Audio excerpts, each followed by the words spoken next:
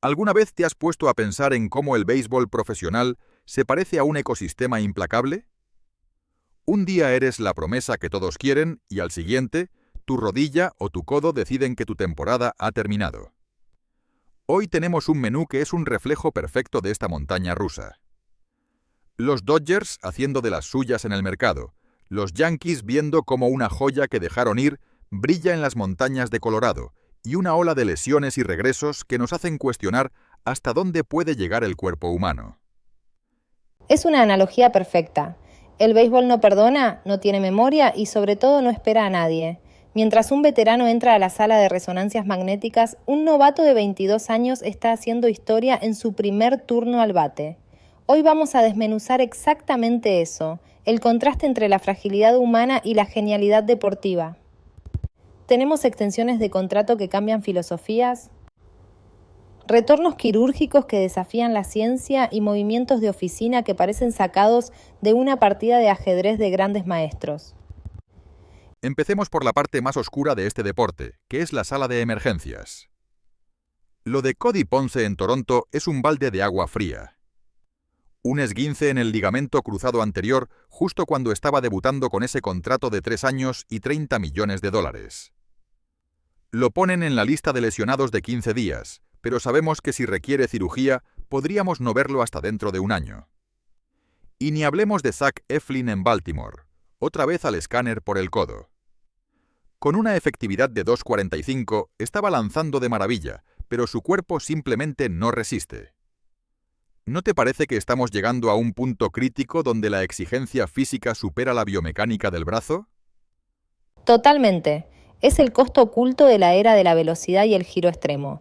Los equipos pagan millones por el rendimiento inmediato, pero el cuerpo humano no está diseñado para lanzar una pelota a 100 millas por hora, ni para frenar en seco en los jardines 162 días al año.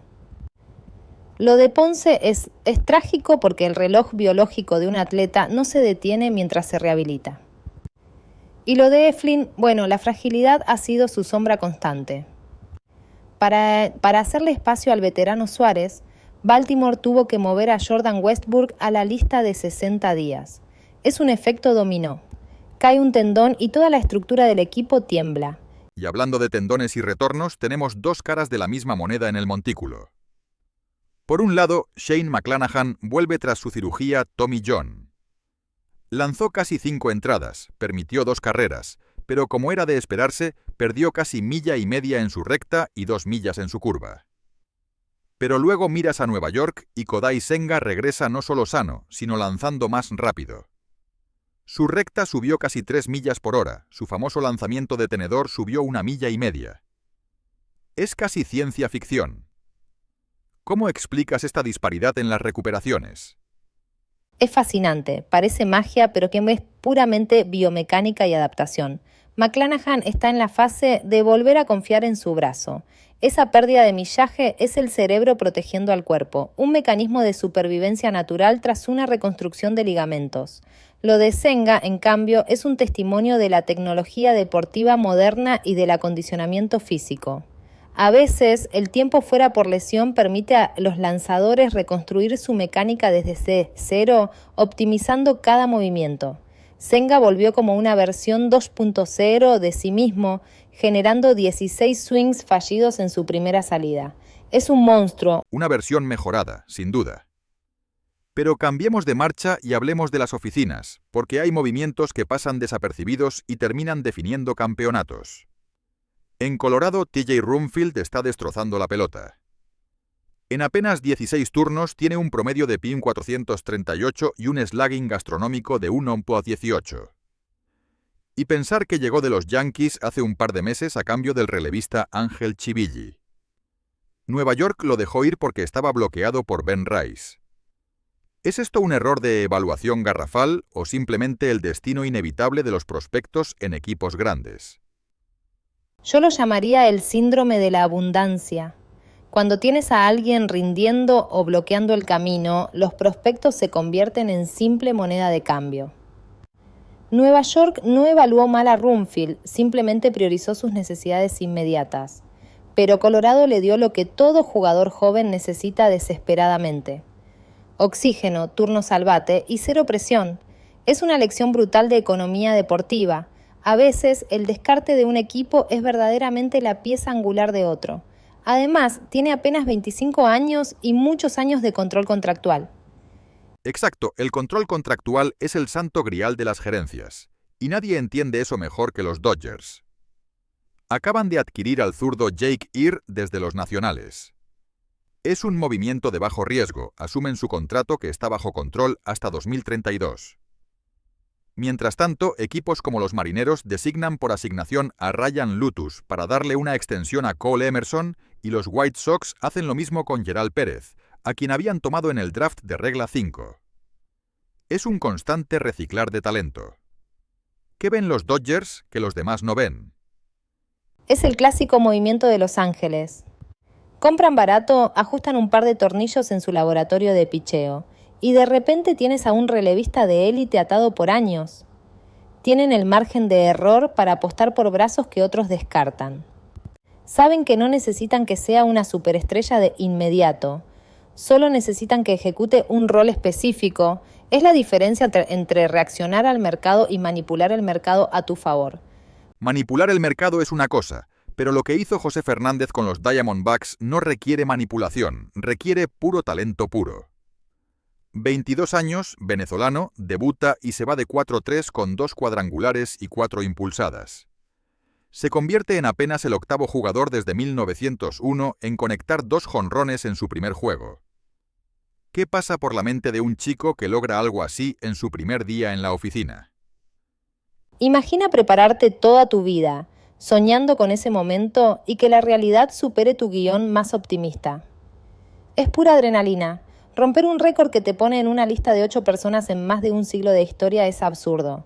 Pero el verdadero desafío para Fernández no fue batear esos 2 jonrones, sino lo que viene la próxima semana.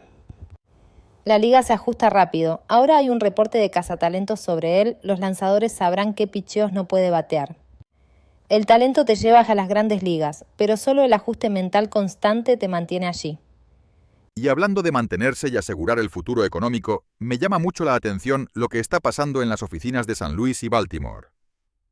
Chaim Bloom parece estar evolucionando. En Boston era alérgico a las extensiones de contrato tempranas, solo recuerdo la de Whitlock, y ahora en los Cardenales parece dispuesto a amarrar a su joven segunda base, J.J. Weather, de apenas 23 años. En contraste, en Baltimore, Ken Rosenthal reporta que las posibilidades de extender a Gunnar Henderson a largo plazo son bajísimas, sobre todo con Scott Boras como su agente. ¿Por qué es tan difícil para algunos equipos asegurar a su talento joven antes de que sea demasiado tarde? Porque es un juego de póker de altísimas apuestas. Boras es el gran maestro de llevar a sus clientes a la agencia libre. Él sabe que Henderson, llegando al mercado abierto a los 27 años, podría romper récords históricos de dinero.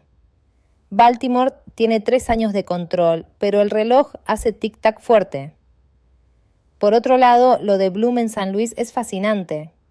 Es la maduración de un gerente general. Aprendió de sus cicatrices en Boston que no puedes construir solo con granjas de prospectos y algoritmos. Necesitas certidumbre. Extender a un novato temprano es comprar tranquilidad a precio de descuento antes de que la inflación del mercado te devore. Es comprar el futuro hoy. Y para cerrar el círculo de los gerentes y sus decisiones de infarto, no podemos dejar pasar el reporte sobre el cambio de Luis Robert Jr. a los Mets. Resulta que en las negociaciones los White Sox exigían a Brett Baty.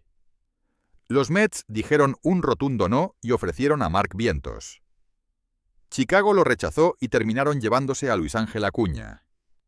Viendo la temporada explosiva que ha tenido Vientos, en Nueva York deben estar respirando aliviados y encendiendo velas de agradecimiento, ¿no crees? Ese es el efecto mariposa del béisbol en su máxima expresión. Un simple no en una llamada telefónica cambia la historia de 2 franquicias por la próxima década. Si Chicago acepta a Vientos, tal vez los Mets no tendrían el poder ofensivo que los mantuvo a flote. Las gerencias toman decisiones basadas en proyecciones matemáticas, pero al final del día el béisbol se juega en el pasto, no en una hoja de cálculo. Un rechazo terminó siendo la mejor transacción que los Mets no hicieron. Y el pasto también es el escenario de los que están llamados a dominar la próxima era. No quiero que nos despidamos sin mencionar el debut de Andrew Painter con los Phillies. 5 entradas y un tercio, una sola carrera limpia, 8 ponches y 84 lanzamientos. Usó su recta 34 veces, combinándola con su slider, curva y sinker. El chico cumplió con todas las expectativas astronómicas que había sobre él. Painter es la definición de un brazo generacional. Lo que vimos fue un aplomo absoluto. No se dejó intimidar por los bateadores de Washington. Mostró un repertorio completo, pero confió en su recta de humo cuando estaba contra las cuerdas. Si los Phillies logran mantenerlo sano, y volvemos a nuestro primer punto sobre la fragilidad humana en este deporte, estamos viendo el nacimiento de un as que podría dictar las reglas del picheo en la Liga Nacional por los próximos 10 años. Todo se conecta de una forma poética. Empezamos hablando de ligamentos rotos y salas de cirugía, y terminamos maravillándonos con un brazo joven de oro que apenas comienza su camino. Es el ciclo interminable de este deporte. Una máquina trituradora de sueños y al mismo tiempo la fábrica de historias más increíble del mundo. Hoy hemos visto cómo un equipo puede desechar a un jugador que luego brilla en otro estado, cómo los despachos juegan al ajedrez con el futuro de jóvenes de 22 años, y cómo la ciencia deportiva a veces nos regala milagros de velocidad y otras veces solo nos pide paciencia. Así es. Al final el béisbol es un espejo de la vida misma. Trata sobre aprovecharla por la oportunidad exacta cuando se presenta, sobre la resiliencia ante la caída física o mental, y sobre entender que sin importar cuánto planifiques, un giro inesperado, un mal paso o una llamada telefónica rechazada puede cambiarlo absolutamente todo. La próxima vez que veamos a un novato pararse en el plato temblando de emoción, o a un veterano subir al montículo con el codo reconstruido, recordemos todo el sacrificio y las decisiones invisibles que tuvieron que alinearse en el universo para que ese simple lanzamiento ocurra. Una reflexión perfecta para cerrar nuestro episodio. El diamante nunca duerme, la oficina nunca apaga las luces, y las historias seguirán escribiéndose con cada swing, cada recta y cada firma de contrato. Gracias por acompañarnos en este análisis profundo de las grandes ligas.